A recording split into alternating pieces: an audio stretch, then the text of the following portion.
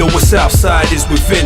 The mind regulates the hand that masters the pen. The pen is mightier than the sword, but the tongue is mightier still. The stargate to the mind's revealed. The Vortex. Peace.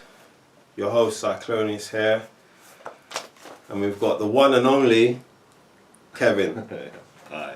And today we're going to be dealing with stereotypes.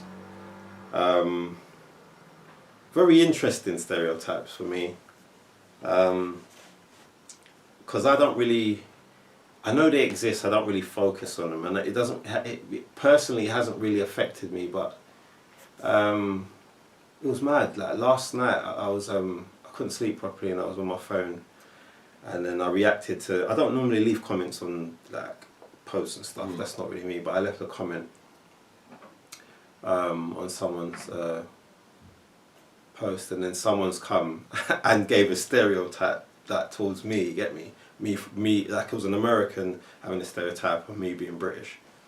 But I'll go into that later on, because there's some certain questions I'll talk to that. And I was just laughing. I said it's so ironic that, you know, I'm going to be doing a live about stereotypes.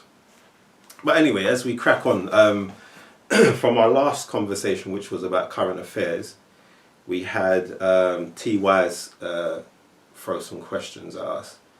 And we'd like to, I think it's 4 questions, and we'd like to just deal with those before we crack on with stereotypes. So the first question is, it says here, with regards specifically to what's going on with immigration in the UK, what would you advise or even ask the people of colour who are actively participating in the rallies? Well,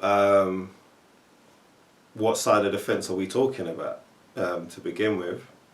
Because there are people that are of colour that are protesting with Tommy Robinson and Precisely. EDL type of community, and there are people of colour that are doing that anti-racist protest. So That's right. depends on what side of the fence you're thinking about. I think for those that are protesting, and it can be quite unsettling for some people when you see a person of colour saying this is our country, get the immigrants out. It's somewhat of a, feels like of a contradiction, but I think sometimes you've got to understand people's identity. They are the sum of their experiences. There are black people out there that would say to you that they've never faced racism, that some of their best friends are white. They've immersed into what you would call white British culture in a way that sort of doesn't acknowledge the oppressive side of the system, the racism, the prejudice and everything else. So for those people, they'll have their own idea about what's going on in their social environment as a consequence of their upbringing and how they've interacted and what part of Britain they come from. If you're from Tottenham, Hackney, Wood Green, if you're from Woolwich, Abbey Wood, Thamesmead, where there's more of a white population, you'll have a different outlook on things, you know, especially if you were the only, you know, there's only 5 black people in your year at school. It's different you coming up like that and developing your social identity in a school like that than being in the inner city and coming up with a multicultural sort of school environment. So I think for those that are rolling with the EDL, there's nothing to say. We all have free will. You know, you make a choice. But in the end, you have to stand by that choice, because if things get really divided, and hopefully this will never happen, and there is sort of a race war, because it feels like there's... That's what they're trying to push towards. That's what it feels like. Yeah, right? it feels like there's growing tensions, and that divide could happen here and in America. Then you'd have to make a choice on what side you're going to stand on. I think more importantly, what people need to be doing is actively doing the research. I find a lot of people like to be spoon-fed. They like to just be, oh, you know, this is happening, and they just run with that. Actively do the research about immigration, because I will tell you that one thing about me, I don't speak on subjects that I don't know about. So with this particular subject, I'm not going to say this is what I think, because I don't really know. But what I do know is that we don't know the real ins and outs of what's going on when it comes to this immigration malarkey, and it would be good to really understand it, so you know what stance or position you have to take. Your next movement would be, basically. That's right, you know, and for the ones that are on the anti-racist side, people of colour, obviously that there's something that you're feeling, and it more than likely would have developed over time with what you've witnessed in society or experienced in society. So for the anti-racist, it's always a sort of drive for social justice. And for me, that's a positive thing. You want equality, even though that can't be established, more so equity, and a sense of liberation from the ongoing stresses that people have faced for hundreds of years. Alright, let's go on to question 2, what she's asked there. Do you think if there was a working class intervention / party made of spiritual intellectuals of all melanin tones, religious beliefs, and non-conventional gender identities, brackets, and sexualities, would class become the apparent enemy that could bring us all back together, rebuilding this planet?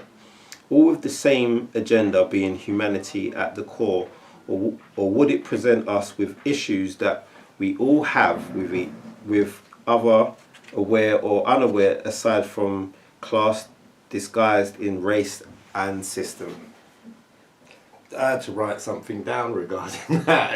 Go ahead. So, you know, I'd written down that class can be the cohesive force that provides a sense of unity as a result of shared experiences that are immersed in financial hardship more than anything else. So that feeling of unity, especially at the bottom level of the social strata, because everyone's feeling tension, whether it's immigration, whether it's finances, whether it's a lack of support through systems that are supposed to give you support, because now they're cutting benefits in every way. So then again, it does lead to finances. Once that collective consciousness that says we've had enough, that'll be the driver for people getting together, regardless of nationality or culture. They're all on the same page. We're all experiencing this suffering together. I think, you know, it's like football fans.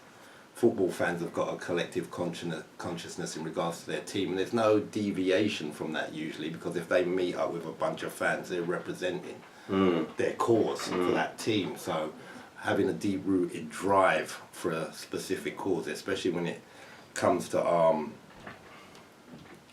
some sense of social justice and aligning each other together, I think it could happen.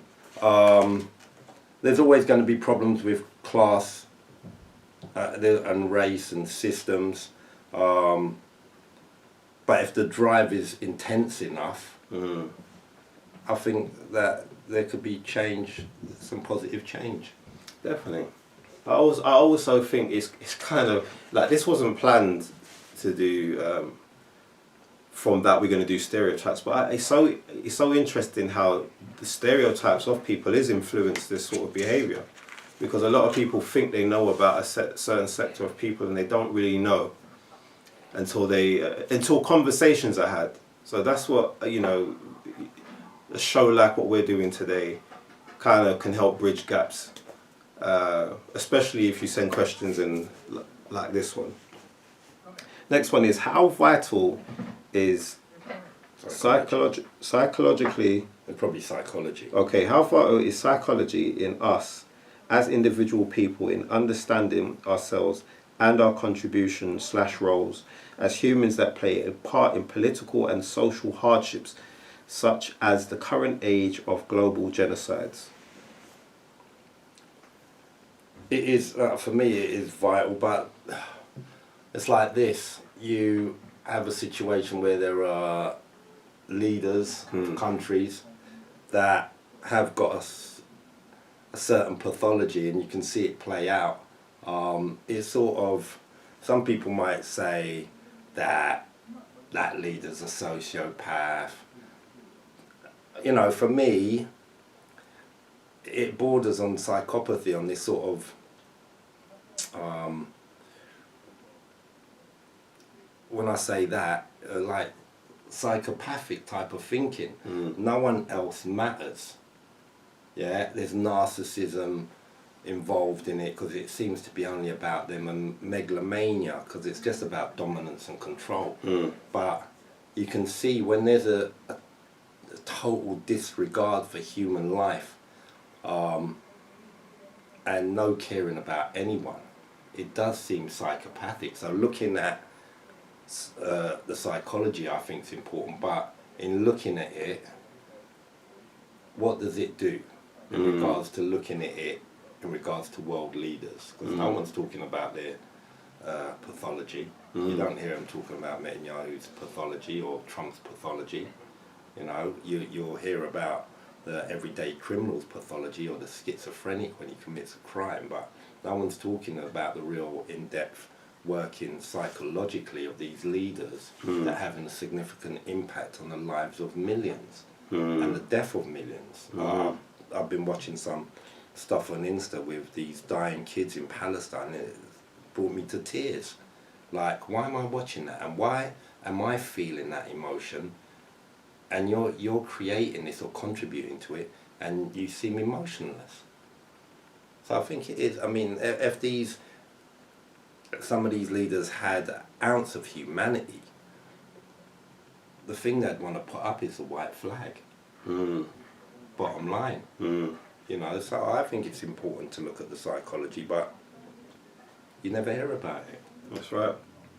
I think it's important to look at it also, but I'd also say not to stare at it for too long, because everybody has their agenda, and some people more than others actually back what they're saying or what their agenda is. They're making stuff happen while we will just be there staring and get caught up in the image.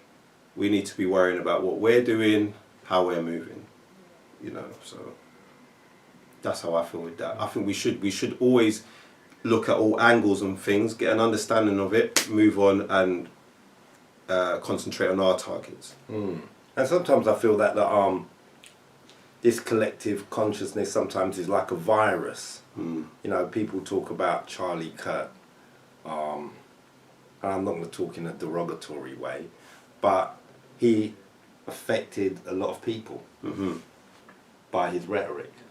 Yeah, so it spread out like and I'll say cancer or virus because what he was speaking wasn't positive. What it could do is incite racial hatred and racial violence. So anything that's bad like that, I'd say it's like a disease, like a virus, like cancer. Sorry, bro, what's the last question? Yeah. Alright, so the last one is, are we too far gone as a society to build a new school of thought? I don't think so. I think if people are determined enough, I think if you roll in a realm of pessimism and think that something can't happen, it's a self-fulfilling prophecy. That's right. It won't happen. That's right. You know, but if you really got the optimism and the drive for change, of course a new school of thought, but it's dependent on sometimes people taking that leap and taking a risk and understanding that there's other people out there feeling the same way you're feeling. I think sometimes, even myself, I think about doing something, maybe starting up a WhatsApp group or Instagram group with people that want to push forward for social justice and change. And sometimes I'm on my back foot thinking, oh, there's not a lot of people out there like that. So I enter that pessimistic realm, you know, even though I'm trying to do other things in different ways to promote social justice in my work. But yeah, I think it'll be a great thing, and I think with the people out there that have got hope and a drive for change, it can happen. Definitely. I you know, every day you learn something new. life is always moving and evolving. There's always going to be new ways that we think and maneuver. So, yeah, definitely. I think that a new school of thought will happen, or just a new way of just maneuvering within the confines of or whatever structure that we're in. So, most definitely. Let's crack on though, because time is the master. So yeah, stereotypes, Kev. Start with generalities first. What exactly is a stereotype, and why do humans create them? So I think a basic definition is like widely shared generalizations. Yeah. And for me, they're rooted in some real old racist means of control practices. These stereotypes, you know, we could see stereotypes emerging as early as the workings of the Chronicles of Gomez du Zoraro, the guy that they sort of associate the early sort of, it wasn't really put down as such, but early sort of taxonomy of people, seeing Africans in a certain light, you know, and later on carried on by Carl Linnaeus with his taxonomy, again putting Europeans at the top and black people at the bottom, and Johann Blumenbach, George Cuvier, the workings of eugenics from Sir Francis Galton, but they'll all contribute in theories, this pseudo-scientific theories that created a situation where people saw a certain set of people in a particular manner. And I think because over time the white upper class became the ruling class, to create that control, there was a way they saw people, because it wasn't just black people that were stereotyped.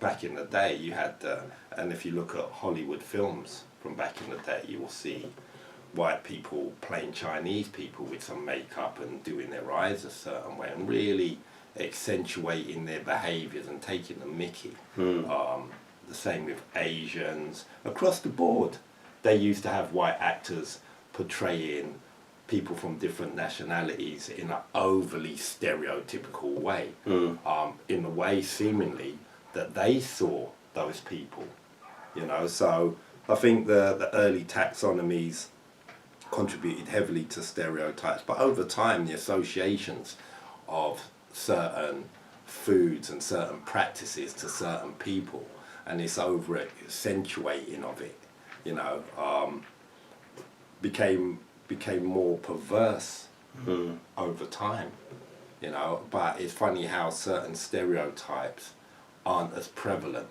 or have sort of eroded, while stereotypes regarding black people seem to have been reinforced or just stayed the same. You know, it was a long time they used to call Native Americans red, they used to call Chinese people yellow. You don't really hear that anymore. So I think there's some stereotypes that have really, they've been embedded into society, and you can tell from the work from scientists, from the work from authors, from the work of historians and paleoanthropologists that were immersed in racist beliefs, that they promoted that black people were a certain way throughout the centuries. Those have been embedded in the psyche of people and passed down from generation to generation to envision black people as being a certain way, and usually that certain way is stereotypical.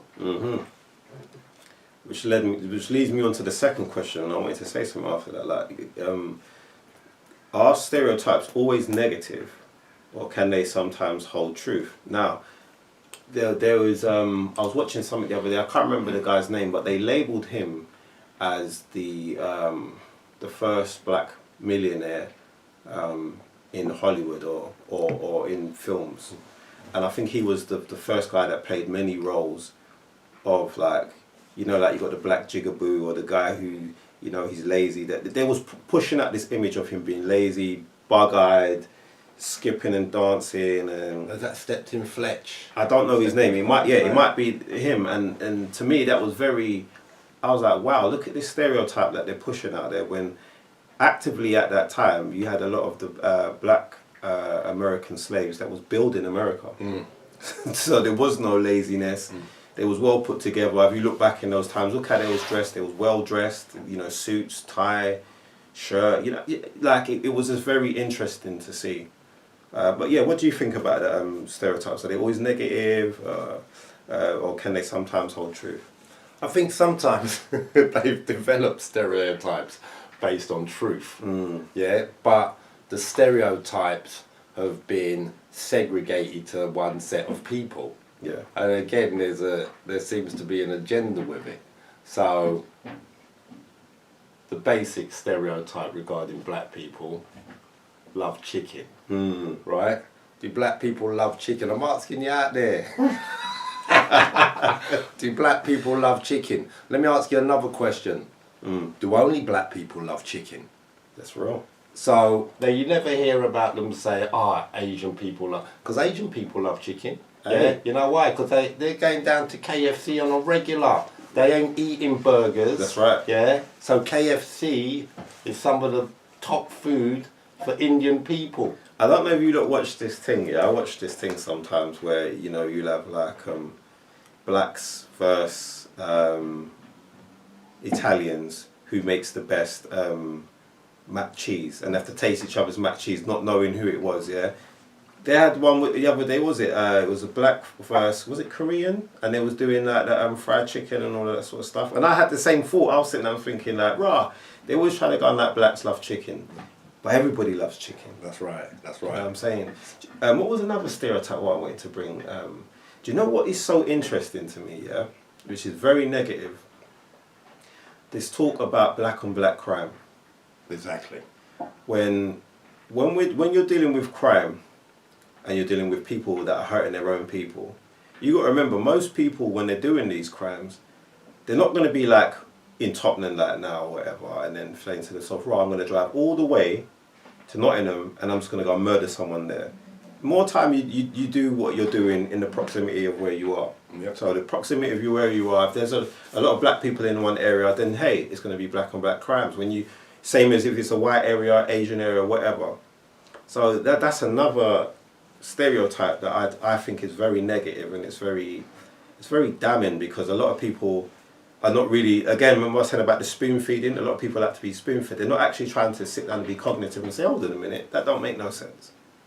Yeah, because it's funny that you say that, because there's never no one's ever preoccupied with white on white crime. It doesn't seem, the statistics will be higher because the population is bigger.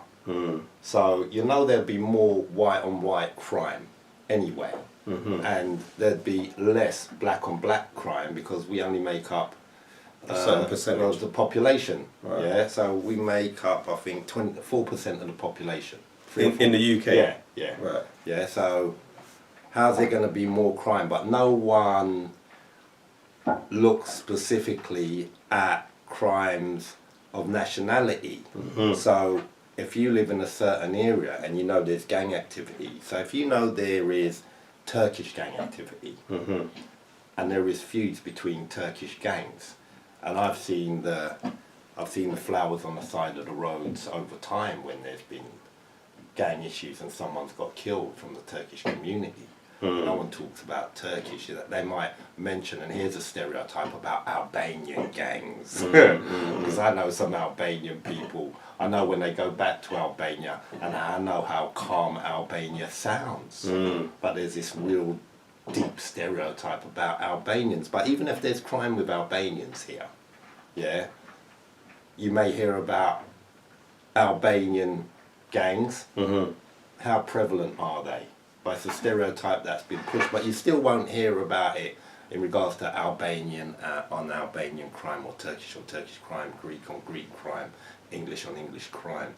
But it's always black on black. And when you say black on black, because there's no specifics, it encapsulates all black people. You know what I mean? It's not Caribbean crime or African crime or whatever. It's just black on black crime. So I think people need to look at statistics and see how similar they are in regards to white on white crime is prevalent and black on black crime is prevalent. You know, and stop making the distinction where there's so much more of this with you and your community. How do stereotypes differ from generalizations or cultural observations? I mean, they're generalizations anyway, the stereotypes, but they're sort of intertwined in their own way.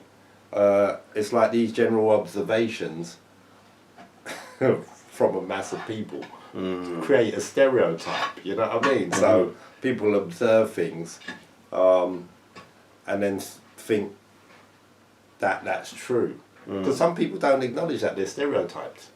They think it's actually a fact that all black people rob, or all white people don't wash, or all Indian people smell of curry, or all Turkish people work in kebab shops. There's, you know, some real perverse stereotypes out there that are embedded but in society, but have been sort of snowballed by observations and people thinking that's true. Piggybacking off of those stereotypes what you just said, because I've heard a lot of that stuff too. What does that say about us as a community? In regards to how we see people. Yeah. That human nature sometimes is real nasty, and sometimes I think for me it's, I don't know why, you know, certain cultures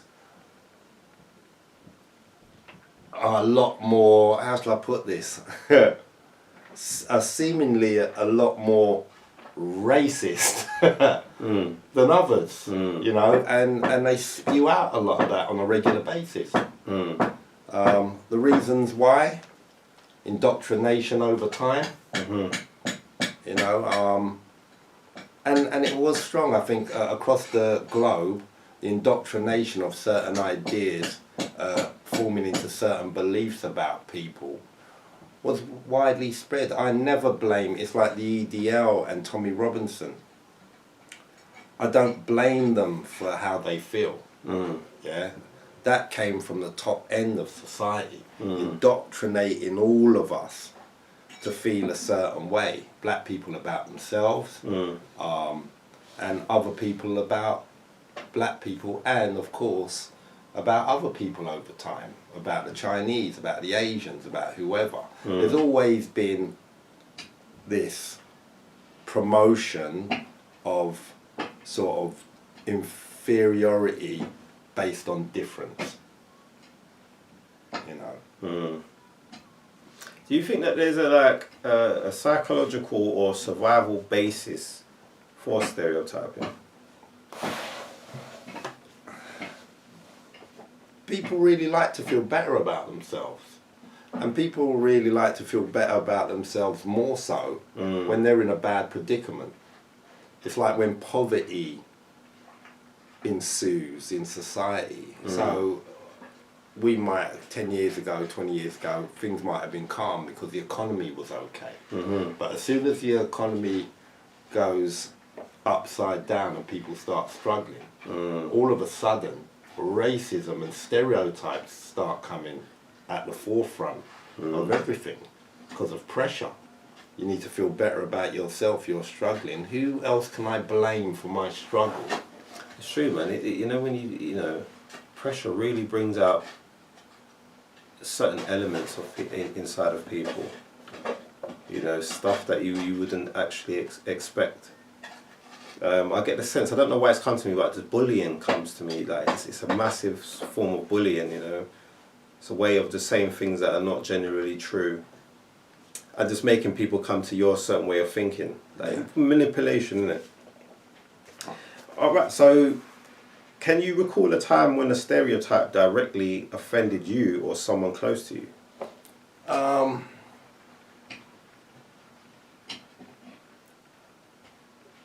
Yeah. Just laughing, you know. So one time, I must have been about you know, when I was younger, I did used to get a lot of police attention. And sometimes you create that yourself by the way you dress, by the way you move. So I won't wholly blame the police. For some of their behaviours, I will blame them, especially when they pick me up and accused me of 2 counts of burglary and got me in Wood Green Crown Court on a bogus charge that stayed in court for 18 months. Yeah, but there are situations, this situation in particular, so I got pulled over by the police. And it was a regular thing, because my name's Bachan Singh. A lot of the time when they radioed up and they saw me, a black man, in a car, and the name Bachan Singh as a named driver, it didn't really fit. Like, all right, why is this black guy driving this Asian man's car? So I used to get pulled up quite a lot, you know, 3 times a day and that sort of stuff. So I got pulled over, and I was used to, it's upsetting when you get desensitized to the police. You get desensitized, but you don't, because once they start rolling up on you, your heart starts going, oh, what is it now? And you're always in a 50-50 split. Are these coppers going to be all right? Or are these coppers going to be aggy? So, you know, it's traumatic in its own way. So I got out the car, the police rolled up on me, is this your car? Blah, blah, blah. What's your name? Date of birth. So I must have been talking, and then he goes, oh, what, you got a gold tooth, you're a gangster. So I said, does having a gold tooth make you gangster? So he went, oh, whatever. But I thought, oh, look at this. Straight away from the police. You know, so that, it was upsetting and funny. Like, for me, at the time in my 20s, the main words that were in my head are, you're thick. Yeah, to even come out with such an unintelligible line just off the cuff, but it shows me who you are as a policeman and how you conduct yourself as a policeman, you know. So it was upsetting, and I think as a young black man and as a black child having experiences like that, people don't understand how much animosity can build up in a person when the police and people in society are spewing out different types of stereotypes. You know, you go and the stereotypes are so deep that they're embedded in your own people. So you know, you'll walk into a shop and the black security guard only starts following you about. Well, I've been in the shop a minute. I see you just standing there. There's other people walking in the shop of different nationalities. But as soon as I come in, you want to follow me. Because what? Because you're black. You're a thief. You know, so. That was what I mentioned earlier on about, I left that comment, yeah, and obviously my one's not, it's not really deep, but I find it funny. I commented on, I think the guy's name, is it Tony Biz? My friend and fellow artist Ray Vendetta was on there, so obviously I'm paying attention to it, and they had this conversation about, I think Will.i.am had that saying when he said Black Thought's better than Jay-Z, right? So they was talking about that, and they was going off the bait. They was basically saying Jay-Z is better than Black Thought. That's their opinion. So I just said, guys, I don't agree with that. Never have, never will. I'm not a fan of Jay-Z like that. You know what I'm saying? Like, Black Thought to me is the better artist. Yeah. So then some guys come out of nowhere and just wrote in capital letters WTF. So then I kind of responded back saying, I go, yeah, I know. Like, to have an opinion is like really like something wild, isn't it? So I just left it as that. Then he's come back now saying, what was it? Obviously, this is not word for word, guys. But he's come back saying something like, oh, I just realised you're from across the pond, innit? It makes sense. Like, basically trying to say that I have no understanding of music. There's no comparison between the two. How I should concentrate on sipping tea or some sort of nonsense like that. And I just said to myself, this guy's he's a real donut. But rather than me coming back and just being rude, I just said to him, oh, mate, I don't drink tea. That's the first thing. Secondly, again, it's my opinion, so I'm going to say what I want. I go, and I also wrote, you notice I never came for you. I just said what I was feeling, while you you came with this childish approach to talk about where I'm located on the planet. And let's be fair, this is where I'll start getting a bit arrogant. When it comes to lyrical capability, I hope the guy's watching this at some point. If it was me versus you lyrically, there's no comparison. Like, you get bodied, like, because I'm a child, even though I'm not from New York. It was one of those things that I was affected by hip hop from a very, very early age, and I studied like lyricism. Obviously, it's changed now. It's not really, everybody's not trying to focus. Well, I wouldn't say that. I wouldn't say everything's changed. I would say where the spotlight is come away from lyricism. It's more of what the conglomerates want to sell. Lyricists and real rappers are still about, but we're not focused on. But going back to what I'm saying is, this guy has no idea who I am, and he came with this stereotype about me being British and all that, and he has no clue. Because go through my catalogue and you'll see, bro, you'll get humbled. But yeah, so that I wouldn't say it affected my life or nothing like that, but it was just so ironic that the night before I had someone come in with some stereotypical views, which I thought was a load of BS. And yeah, I don't care what anybody says, just to nullify that. Black Thought, lyrically, to me, is a better rapper than Jay-Z, better artist. That's who I'd listen to. And everyone's got their opinion. That's what I'm saying. All it is an opinion. I'd back you on that 100% in regards to Black Thought. And it's quite insightful when you talk with people that are into rap music, and people that are hip hop purists, and understand the origins of rap and been through the decades, and have a real quite clinical understanding of rap music, rather than a sort of layman's understanding of rap music in regards to, I'm not a rapper, but I've been into rap music since the age of 14, from when we was listening to electro and through the 80s and the Fat Boys and KRS-One and all the groups that I've forgotten from back in the day, Cool Chip and whoever else, into the 90s and Wu-Tang and Nas, etc. to present day. So if you've been a hip hop purist, whether you're an artist or someone that really loves hip hop, you'll have a deeper understanding of what is the epitome of great hip hop lyricism.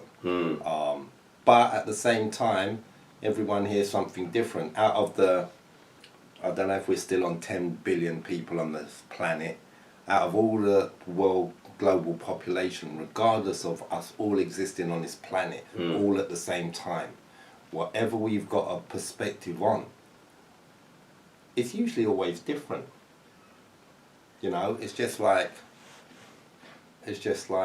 people. There might be a doppelganger somewhere in regards to a double of me. I ain't seen them, but you've never seen anyone that's identical on this planet. I haven't. Not yet anyway. But it's just like perspectives. That's right. They're all different. And you should be able to, if your ego's not fragile and you have got had good ego development over time, you should be able to take it on the chin well and accept someone's opinion.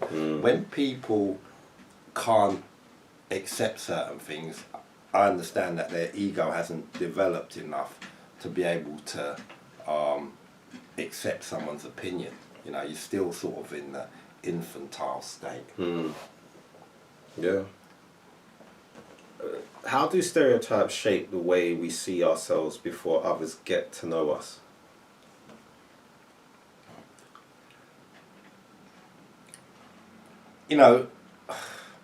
Because once you take a stereotype on board, personally, it can be debilitating. Yeah. And then you want to take the stereotype. You want to live by that stereotype and make it an excuse for things as well. Now, for me, one of the worst ones, and I don't want to get a bee in my bonnet about it today, black people being late. Yeah, that's a mad one. Right, so there's a stereotype that some black people take on board and then make an excuse for. Yeah, I'm not a morning person. I'm this, that, and the next, and they'll reach to places late on a regular basis. Yeah, but they've taken on board the stereotype. They live up to it, and then they play it out in reality, and then go on like it's all right. Do you know the interesting thing with that? Yeah, as you're saying that, and when I'm going into my mind's eye, yeah, it's only black people that use that. You know, like I've never heard anybody else say to me about black people time. And it's only black people when they go, oh, where's rah rah? Oh, yeah, you know, black people time. And I'm saying to myself, rah, but I'm always on time when it comes to when I'm doing what I'm doing. Or if I'm not on time, people know, like, rah, where is Si? What's going on with that? Where is he? So, yeah, sorry. I've worked in workplaces. Majority of people that are late ain't black. It's mad. And you'll get one, an anomalous one, yeah, that don't seem to be able to pull it together. One black, usually it's a guy. Sorry guys, but usually it is. Women are usually more on point when it comes to their timekeeping at work. But you know, that stereotype and living up to it, and then the whole community excusing behaviours and say, oh yeah, black people are always late. Yeah, you know, we're like that. Like, please. Yeah, I don't connect with that at all, mate. Not me. But anyway, how do stereotypes impact young people forming their identities? They're fragile with fragile egos. These stereotypes, man. And you know, what it can do, if the stereotypes were positive, it'd have such a great impact on the fragile teenage mind. Yeah, because you can navigate young people in a certain direction, not only by giving them instruction, but by talking a certain way. So for young people, if you start saying to young people, you lot are lazy, if you have an understanding of how sometimes young people, because of their fragility,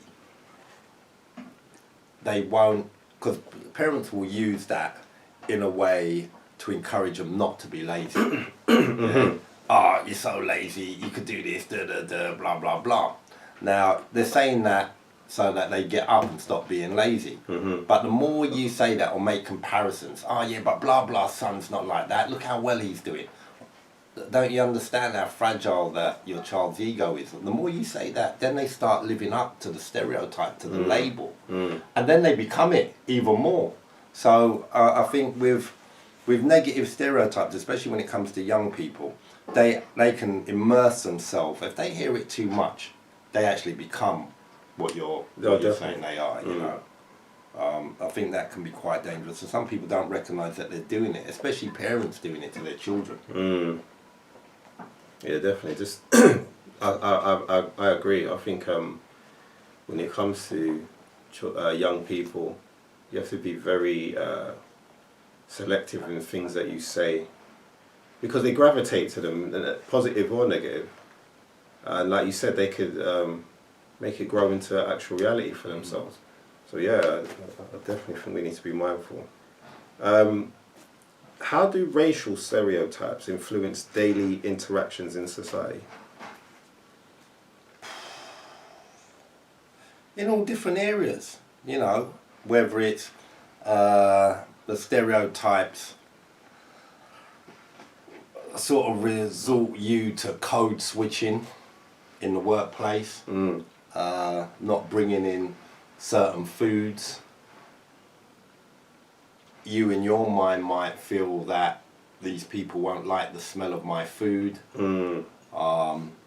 Regarding certain things you may wear to work, you may not want to look too Afrocentric, or you'll feel that people look at you a certain way in the workplace.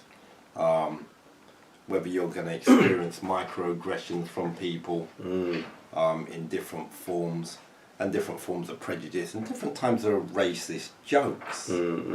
So, you know, it was funny, and I might have mentioned this before, where there's two people I worked with for a long time, and we got on really well, and I had to go to a child protection conference that day, and I was always dressed in shirt and whatever on different days suits, but for some reason on this day these two guys really liked my suit, so much so that they came up to me, "I go, Kev, what are you going to court today?"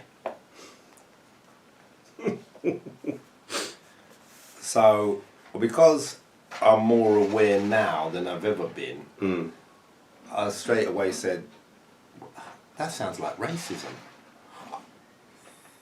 And then it became this on the back foot one.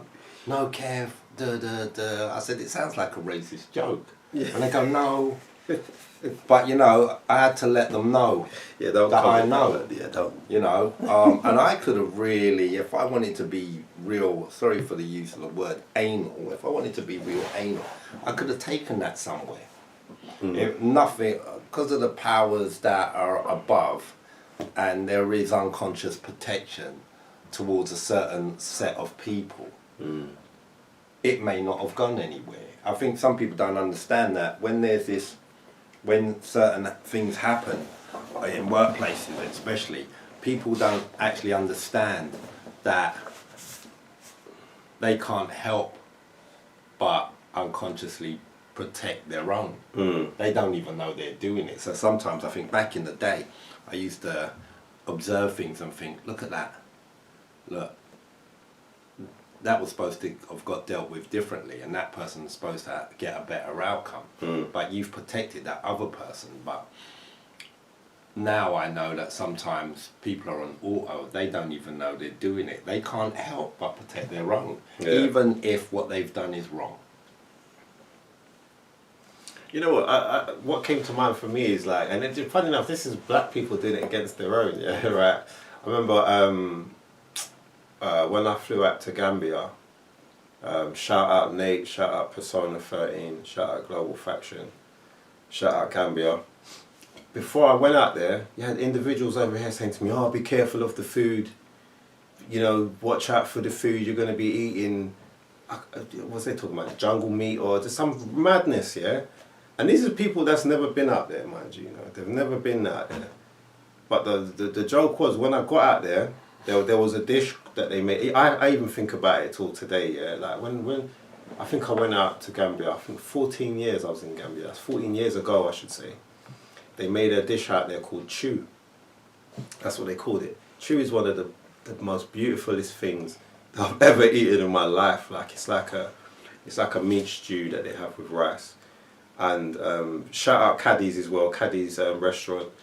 Nix used to make her put it on her like, yeah, boom, every day have this ready for them, you know, because obviously in the day was filming and was doing all that stuff out there. And I was excited when I knew that it got to a certain time and was going Caddy's. I'm like, yo, I want some chew. You get me? So again, you just have to be careful of what you're saying, especially when you have no understanding. A lot of people are talking and they have no real knowledge on what they're talking about. And then it creates this myth. Imagine if I go out there and I'm saying, "Oh, where's the McDonald's? I don't want to eat what they're eating." Nah, that's one of the worst things you could be putting into your body. You know what I'm saying? So, yeah, I'll just say that, man. You know, I think that a lot of the trauma that black people experience and the conditioning has created a situation for us where, you know, whether it's colorism, whether it's prejudices amongst our own or stereotypes, what underlies our behaviour is that trauma. We've been conditioned to see ourselves in a certain way, and we've been pitted against each other for so long that it's hard to unravel ourselves and understand that we should be treating each other better and not making divides between Africans and Caribbeans, not making divides between light skin and dark skin, or young and old, or male and female, because that's where the dividing line is for a lot of black people. Straight down the middle with those opposing entities. are there unique stereotypes about mixed race people, and how do they differ? I think there's all different stereotypes about mixed race people. You know, it's sort of the conventional mixed race when people think about mixed race, and it's usually sometimes gender specific as well. So it's always these thoughts of mixed race, black dad, white mother, and mixed race child. There's always that. I mean, majority of people on the planet are mixed race, but if you're thinking about mixed race in regards to that duality of just the no, I'm alright, thanks. The direct parents, you know, people never talk about me unless you know me.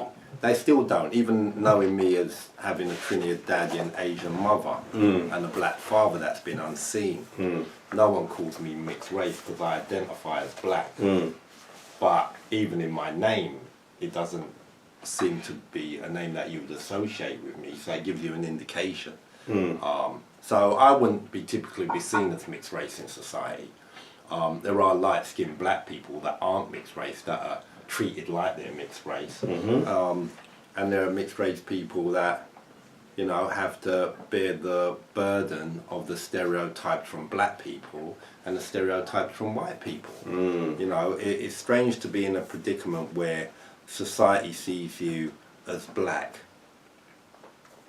The white majority in certain countries see you as black, and then in your home you're seen as you, and then again on the streets you're seen by black people as not black or not black enough, or having to do certain things to prove your blackness. You know, for me it's finding your sense of identity, especially if your family have got racial issues going on. Yeah, whether dad's absent and you're not getting enough input of black culture, whether the family, you might be the only mixed race one in the family, but the rest of the children, your siblings are white. Yeah, and your dad's away, but their dad's there, so you're really in a white family.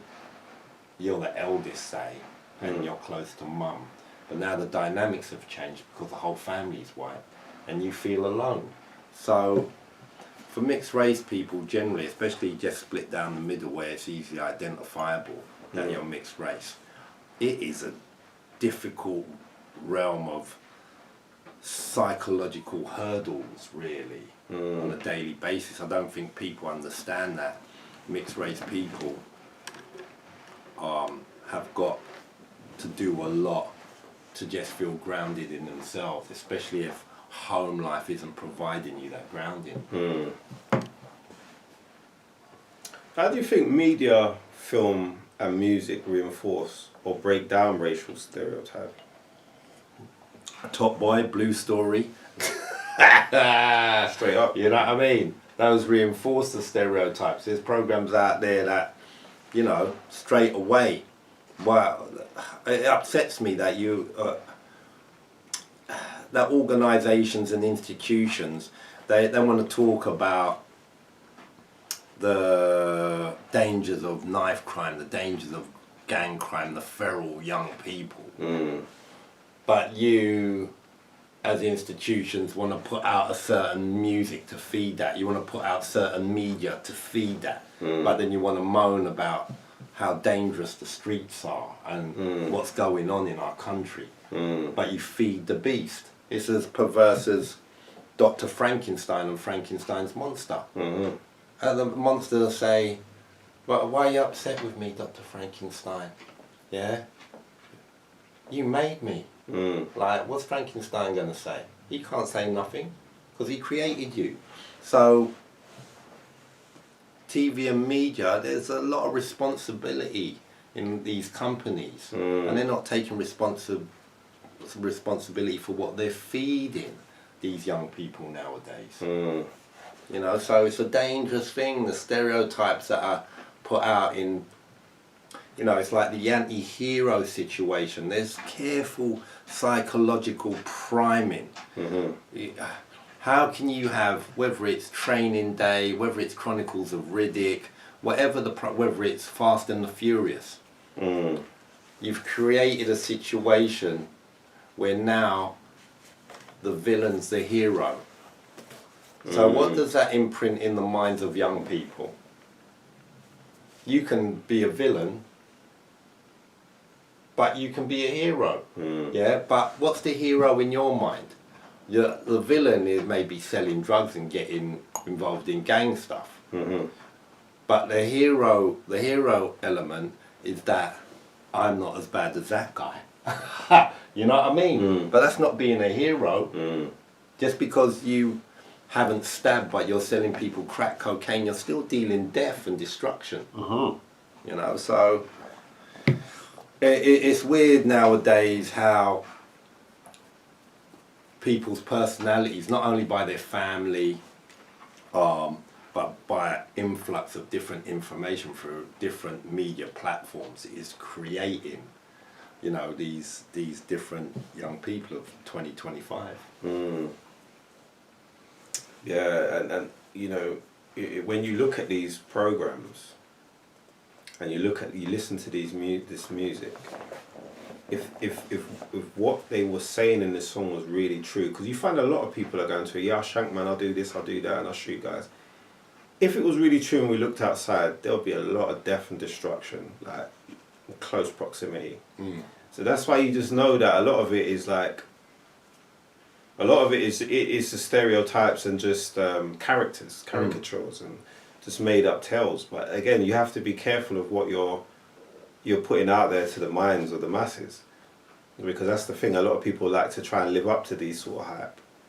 You know what I'm saying? So yeah, it's I think it just helps to reinforce it in a massive sense. Yeah, and a lot of the young people won't enact anything. But what it does, it gives them a feeling. And the feeling that it gives them isn't positive. So, alright, I watched Blue Story, I watched Top Boy, I listen to drill music, whatever. But you may not ever get into a situation or practices like Top Boy or Blue Story or whatever. But there's a feeling you've got in you that resonates on you on a daily basis that can, you know, if the situation at any time arises, contribute to the development of a behavior that may not be the best outcome for you in that situation, because you've got this feeling that resonates. You know, it's funny, as a grown man that has got a certain level of self-awareness, when I watched Top Boy, and there was two reasons. All right, I like TV, I like programs. I like programs where there's a black cast, because you don't get a lot of that on British TV. And I also lived a certain lifestyle that I'm sort of attracted, it's masculinity, men are attracted to violence and stuff like that. So I watched that regardless of my therapist label. So it was something I enjoyed, but I could feel the excitement in certain bits. And then I'd have to question, why am I getting so excited? And if I'm getting excited like this, what's it doing to a 14-year-old, a 13-year-old, a 15-year-old when he's watching that? And he's really close to those lived experiences that are going on the street.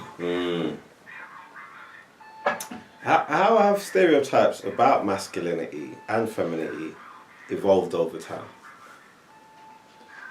Well, you know, it was funny because Charlie Kirk will come up in this, because he used to go on about, well, they talk about toxic masculinity and they don't talk about toxic femininity. Now, I think that toxic masculinity for me is a thing. I think. So I was going to say, like, the next question I got was, do you think terms like toxic masculinity or independent women have themselves become stereotypes? Yeah, they have. We can merge them in together. Yeah. I think so. I think that they have become stereotypes. But I think if you look at the structure of society and what women have got to deal with, and the practices, the new age of perverse practices that have been, you know, you could say the world is run by men, even though underneath women actually run it. And you know that because if you're in the house and you need a towel, you ask your missus because you don't know where anything is. A lot of organisation is done by the women. And they say that every good man has a good woman behind them because they support you in the best way. But I think, you know, a lot of what happens on the planet is dictated by men. The oppression is dictated by men, you know. So for women, for there to say, all right, independent women, what does that even mean? We're all supposed to have a level of autonomy and freedom and be independent. It says a lot if women had to fight and are still fighting for a certain level of independence because they were constrained in relationships and in society. But now when they establish a sense of independence, people are getting upset with them. Even other women are getting upset with women that aren't adhering to the sort of nuclear family sort of structure. So it's very confusing sometimes how people feel about situations. Toxic masculinity is just, for me, masculinity that's accentuated to a different level. You know, there's just social media and other areas that have allowed men to be even worse in the way they treat people, oppressively or sexually or whatever. So, you know, yeah, they have become labels, and people treat you, independent women. It's like nowadays, if a woman's a certain age and hasn't got any children, she's frowned upon. She can be frowned upon. I think there's a certain set of society now that accept it more because there's an acceptance by some people that women are allowed to be independent. They don't have to have kids. They don't have to be the person that stays at home and does all the work while the man goes out. I think and the toxic masculinity, for me, you've got to understand that women are vulnerable. Once a woman comes out of their house, rape or any strange thing can happen to them, whether it's Carry on, bro. yeah, whether it's wolf whistles or whatever it is, or just bad general treatment on the streets. Women have got to put up with a lot in the workplaces, in the home with domestic violence, and just generally in public. So, you know, people have got to understand what men bring to the table in regards to in women's lives. Are stereotypes sometimes used as a tool of control by governments or medias? Yeah, I think the stereotype of the nature of immigrants, you know, it's crazy how the stereotypes roll about them. So you got this, oh yeah, they're war torn, they're escaping. You've got this other one that they're just criminals that are coming to the country. There's loads of different stereotypes nowadays about immigrants. You know, some of these stereotypes, I mean, from 9/11, that stereotype has not ended in regards to Muslim people. You know, these stereotypes, you know, I wish that stereotypes could be really positive and uplifting, but a large majority of the time, they're actually quite perverse. And when you see them in reality, they're very upsetting. I'm just aware of the time, and you know, we're at 12 o'clock now, so I'm going to hit you with the, you know, there's questions, but I'm going to hit you with the last one, so we can just sum everything up. If you could erase... Yo, what's outside is within. The mind regulates the hand that masters the pen. The pen is mightier than the sword, but the tongue is mightier still. The stargate to the mind's revealed. The vortex.